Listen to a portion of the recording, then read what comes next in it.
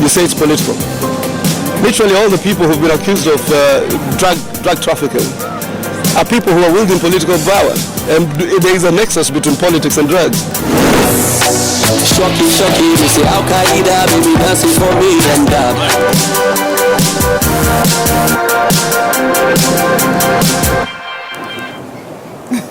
Good evening. President Uhuru Kenyatta never ceases to amaze those who support him, and the rest of the country, he can't do anything cool.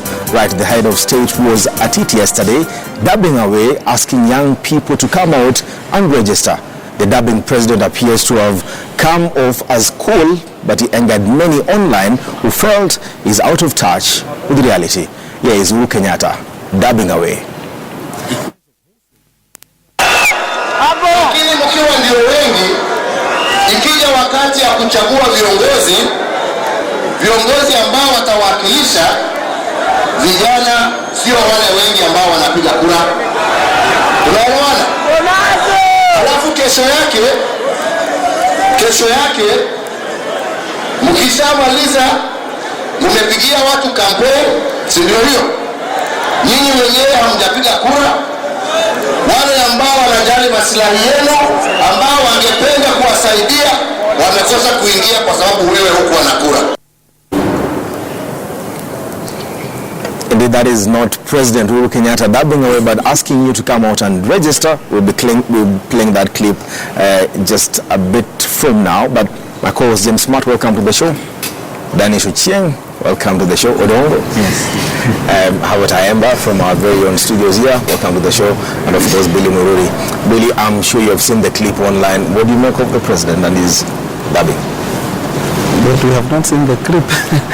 But I think every political group is trying to find ingenious ways of attracting people to vote or sending that message. And remember in 2013, Uhuru was regarded the candidate for the youth and the digital. So I think somebody was trying to just connect him to the young urban youth. Danish, president in touch or out of touch? He's in touch, because if he can dab, then it's the latest trend, and of course he's in touch with, I think, all the wrong things, dabbing, but out of touch with all the important things: hunger, corruption, low voter turnout, and apathy, and endless pain in Kenya's flesh. I think he's in touch with the right things in his mind, but the wrong things that are important to the country. Talk out there. The president is out of touch completely on this.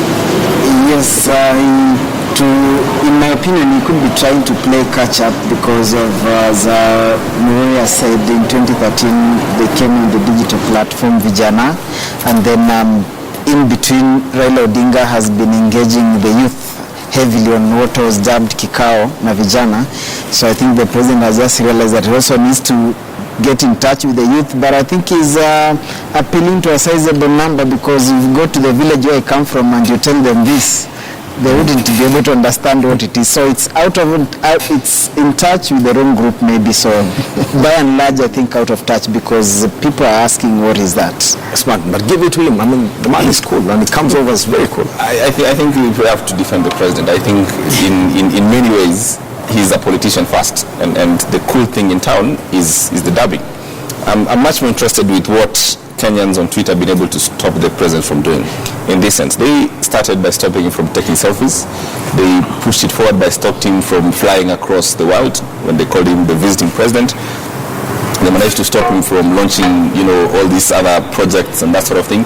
So I'm so much, interested with that organizations, with the Kenyans of Twitter, and I've seen people saying that Kenyans on Twitter are the official opposition group, that they are much more effective in stopping, this government, and they talk online and almost drown their voices. The next question is, can they do something? Can they organize politically against Jubilee? I think that is the big question. Are they even interested, or are they just asking for quality, services from the government? Danish, is this government more interested about what people say on Twitter than what is happening on the ground? In my opinion, as a communicator, I think whoever advised the president did it wrongly, because then the communication happens in a context. And of course, the objective of communicating is for people to understand, either it's advocacy, to inspire action, or do something. I think You don't do such kind of a joke or such kind of a dance when the nation is angry, when doctors are on strike. So probably the idea would have been much, much better if the nation was in a celebratory mood, maybe in December or during Easter or a few more months before now. But right now, when the nation is, by large, guys are angry and guys are actually taking antidepressants, I think it is not right for him to do that. But things are happening in this country, really. I mean, we have a government that is functioning, people are getting paid, people are getting laid off. I mean, that's how countries should work, I guess. So first we must look at the context under which the dubbing was being done, and I think the purpose of that was to pass a voter registration sensitization message, which I think was meant to target the youth, because even when we are complaining about the voter turnout, it is about the young people, the first-time voters who are not coming out. So that was the way is one of the ways in which he could address that first-time voter who is 18 or 19. So, and I think in this country we are also so much divided such that when the president does one thing, half the country is also not happy. So sometimes he cannot also fail to do things because of the criticism that we get. But was this a big deal?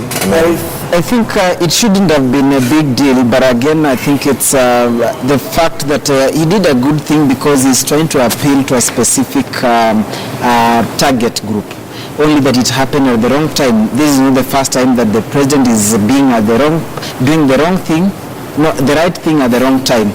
Remember, there's a time we had a terror attack and he was taking selfies in Abu Dhabi, watching some Ferrari and all that, and Kenyans were mad. There's a time when that artist went and pulled him from the seat of power. Then he said to him it was a cool thing. Again, you saw how it happened until they had to do a damage control. The artist had to hop from one media house to the other, trying to explain how it was in good faith and all that. So it's the aspect of doing the right thing at the wrong time, I think. So we don't know in the timing. But again, he's the country's CEO. His in-tray is full 24 hours. So at any given point when he's doing something, there's something that is happening. So it's all about doing something that maybe Kenyans think it was done at a wrong time, but perhaps to him that was how it was planned, that at this particular hour he had to kidogo relax and pull that Pogba dance or something. I think Uhuru Kenyatta means well, in my opinion. I think his motive is right, but there are people who are misadvising him. In my opinion, the communication team needs to urgently explain why such a terrible thing happened that is costing the president the much needed goodwill, because the country, there's a deep level of apathy that is being experienced across the country. The least he wants to do is to anger people who might actually vote for him. And I just hang that up because we want to talk to someone who you're all claiming here that we know now. If there's a man who has called out the young generation to come out and vote, is Uhuru Kenyatta.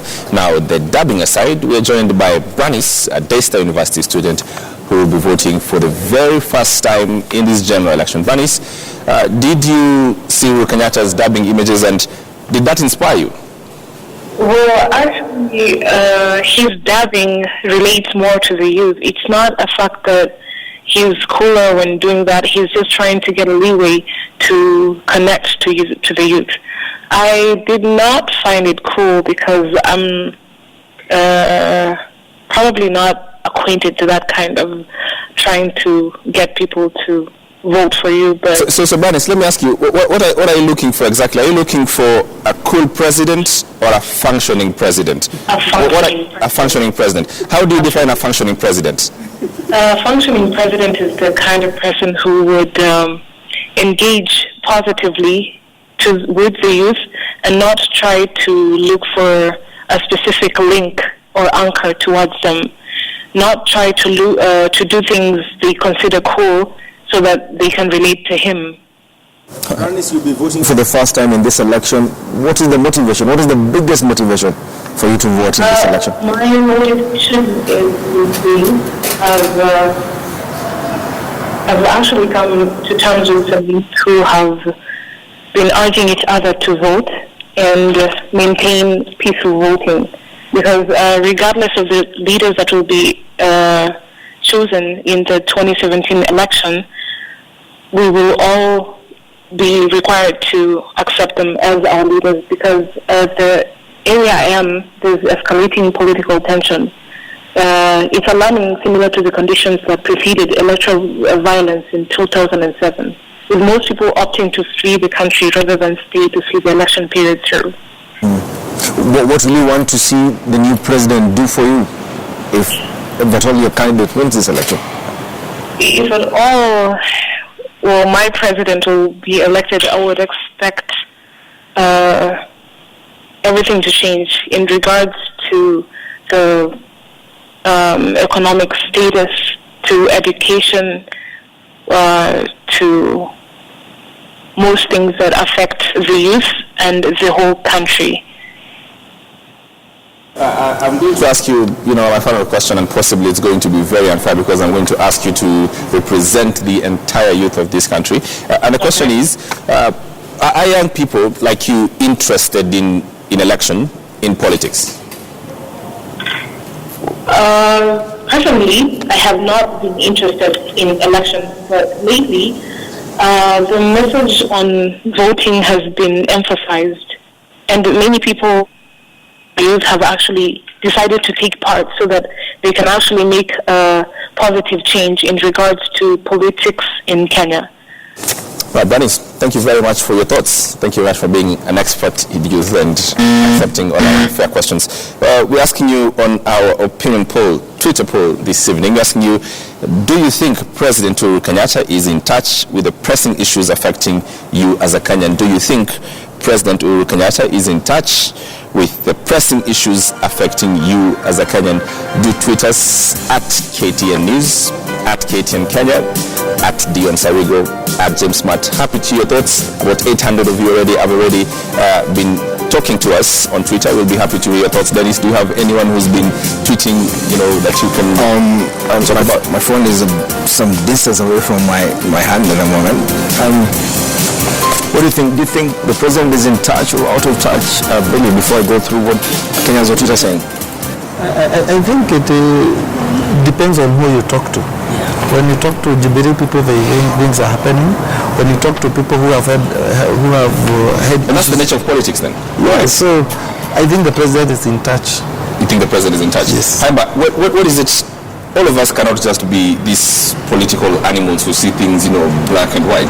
Surely there has to be a standard on which we can say this government has performed. President Uhuru Kenyatta has performed. What's that standard? Well, talking of standards is a difficult aspect, but there's something that I've been asking myself, and when you look at, somebody even said that there are 43 million of us in this country, over 40 million, it's safe to be that. 47, I think. 47. Yes. So maybe when you look at the percentage that seem to be disgruntled or maybe opposed to the president's leadership, as Billy says, it depends on which side of the coin you're looking at, because there's a side that thinks there are a lot of positives with some negatives. There are sides that think there are a lot of negatives with some little positive. So it depends on where you are trying to actually direct your approach. But in terms of standards, it's difficult. We know that one individual, he has a cabinet, he has ministries that have departments, he has all agencies that are supposed to work and help the president. That's why they're in public office.